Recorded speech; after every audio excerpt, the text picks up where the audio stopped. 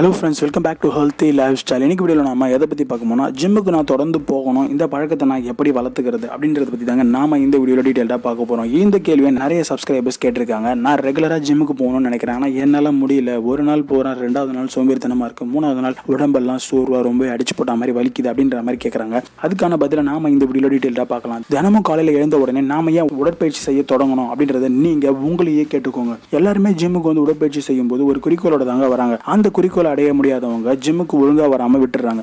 அதுக்கு காரணம் அவங்களோட மனசளவுல இன்னும் தயாராகல அப்படின்றது தாங்க. 100% நம்பிக்கை இருந்தா மட்டுமே ஜிம்முக்கு நம்மளால தொடர்ந்து போயிட்டு உடற்பயிற்சி செய்ய முடியும். உங்களோட இலக்கை தீர்மானிச்சதுமே நம்மளால அதை செய்ய முடியும் அப்படின்னு நம்பணும். ஒரு நாளைக்கு குறைஞ்சபட்சம் 7 நிமிஷம் இடைவிடாம ஒர்க் அவுட் செய்யறது உடலை நல்லா செயல்படுறதுக்கு யூஸ்ஃபுல்லா இருக்கும். 45 நிமிஷம் நீங்க உடற்பயிற்சி செஞ்சீங்கன்னா நல்ல வேகத்தோடையும் எனர்ஜியோடையும் இருப்பீங்க. சில பயிற்சியாளர்கள் காலையில 2 மணி நேரம், மாலையில 2 மணி நேரம்னு பயிற்சி செய்ய சொல்லுவாங்க. அப்பதான் உடல் எடை குறையும் அப்படின்னு சொல்லுவாங்க. அப்படி செஞ்சா உடல் எடை குறையும் தான். ஆனா 4 மணி நேரம் உடற்பயிற்சி செஞ்சீங்கன்னா உடல் எடை குறையன்றதை விட நீங்க மனசுல நினைச்சுக்கிறது தாங்க ஒரு முக்கியமான விஷயம். அவ்வளவு நேரத்தை ஒருத்தரால செலவிட முடியாதுன்றதால ஜிம்மை விட்டு நின்றுடுவாங்க. உணவுல கட்டுப்பாடா இருக்கிறீங்களா இல்லையோ, தினமும் ஏதாவது உடற்பயிற்சி செஞ்சு உங்களோட உடம்பை கட்டுக்கோப்பா வச்சுக்க பாருங்க. ஒரு எக்யூப்மெண்ட்டை மட்டுமே யூஸ் பண்ணி நீங்க உடல் எடையை குறைக்க முடியும்னு நினைக்காம எல்லா எக்யூப்மெண்ட்டையும் யூஸ் பண்ணணும். ஆனா ப்ராப்பரா யூஸ் பண்றதுன்றது ரொம்பவே நல்லது. எக்ஸாம்பிளுக்கு ஒரு எக்யூப்மெண்ட் வந்து ஒர்க் ஆகிட்டு இருக்குன்னு வச்சுக்கோங்களேன். திடீர்னு இதுல ஏதாவது பிரச்சனை வந்துச்சுன்னா இயங்காம கெட்டு போயிடும். அதை மறுபடியும் நாம ரன் பண்றதுக்கு சர்வீஸ் சென்டர்ல கொடுத்து தான் அந்த எக்யூப்மெண்ட்டை ப்ராப்ளம் என்ன அப்படின்றத பார்ப்போம். உடலுக்கு அதே மாதிரி தாங்க. உடற்பயிற்சி கொடுத்துட்டே இருக்கும்போது திடீர்னு நீங்க கொடுக்கலனா ப்ராப்ளம் ஆகிறதுக்கு வாய்ப்பு இருக்கு. அதனால நீங்க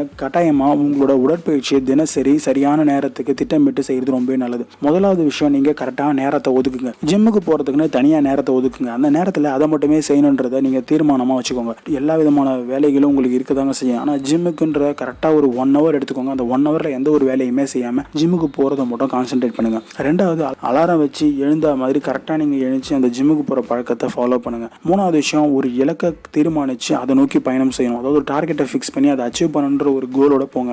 நாலாவது விஷயம், ஃபிட்னஸ் தொடர்பாக ஏதாவது ஒரு தகவல் நீங்க தெரிஞ்சுக்கணும்னு நினைச்சீங்கன்னா தாராளமா நீங்க உங்க ஜிம்ல இருக்கக்கூடிய ட்ரைனரை கேட்டு தெரிஞ்சுக்கலாம். ஒரு விஷயத்தை பத்தி நாம கேட்கும் போது தாங்க அதுல இருந்து கேள்விகள் எழுந்துகிட்டே இருக்கும். அப்பதான் அதுக்கான பதில்களும் நமக்கு கிடைக்கும். அது மூலியமா நாம நம்மளோட உடம்பை கட்டுக்கோப்பா கொண்டு வரதை பத்தி நிறைய சிந்திக்க ஆரம்பிப்போம். முதல் முறையா ஜிம்முக்கு வரவங்க ஒரு மாசத்துக்கு லைட் வெயிட் ஒர்க் அவுட் செய்யறதாங்க ரொம்பவே நல்லது. அப்படியான பயிற்சிகளை தான் ட்ரைனரும் கொடுக்கணும். எடுத்த உடனே நிறைய உடற்பயிற்சிகளை செய்யணும் நீங்களும் நினைக்காதீங்க. ட்ரெயினர் அந்த மாதிரி உடற்பயிற்சிகளை கொடுக்க மாட்டார். உடலுக்கு ஓய்வுன்றது ரொம்ப முக்கியமான விஷயம். ஸோ ஆரம்ப கட்டத்தில் ஜிம்முக்கு ஜாயின் பண்ணுறான்னு சொல்லிட்டு டெய்லி வந்து செய்யணும்னு சொல்லிட்டு ஒரு நாள் விடாமல் நிறைய பேர் வந்துட்டு இருப்பாங்க. அப்படி செய்யாதீங்க.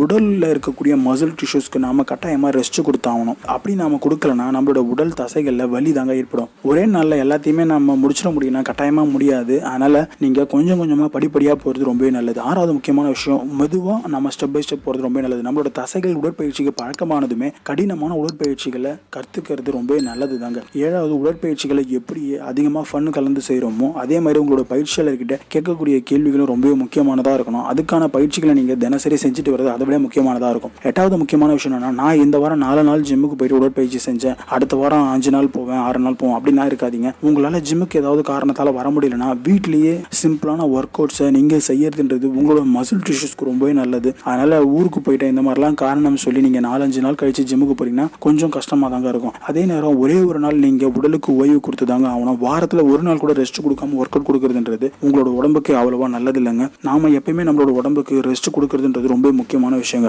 10வது முக்கியமான விஷயம், தினமும் காலையில எழுந்த உடனே நாம ஏன் உடற்பயிற்சி செய்ய தொடங்கணும் அப்படின்றத உங்களை நீங்களே கேட்டுக்கோங்க. எதுக்காக சொல்றேன்னா, இப்படி இருக்கும்போது தான் நீங்க என்னவாக போறீங்க அப்படின்ற ஒரு எண்ணம் உங்களுக்குள்ள என்ன வந்து போய்கிட்டே இருக்கும். ஸோ நம்ம உடம்பை ஃபிட் ஆக்கிறதுக்கு வரமா, இல்ல தொப்பையை குறைக்கிறதுக்கு வரமா, இல்ல சில பேர் பாடி பில்டர் ஆகிறதுக்கு வரமா அப்படின்ற ஒரு எண்ணம் உங்களை நிறைய சிந்திக்கும். நீங்க அதுக்கான பயிற்சிகளில் ஈடுபட்டு உங்களோட உடம்பை ஃபிட்டாக கொண்டு வர ட்ரை பண்ணுவீங்க. ஸோ இந்த வீடியோவில் நாம பார்த்த விஷயங்கள் உங்களுக்கு ரொம்ப யூஸ்ஃபுல்லாக இருக்குன்னு நான் நம்புறேன். இதே மாதிரி சுவாரஸ்யமான வீடியோவோட நான் உங்களை வந்து சந்திக்கிறேன். நன்றி, வணக்கம்.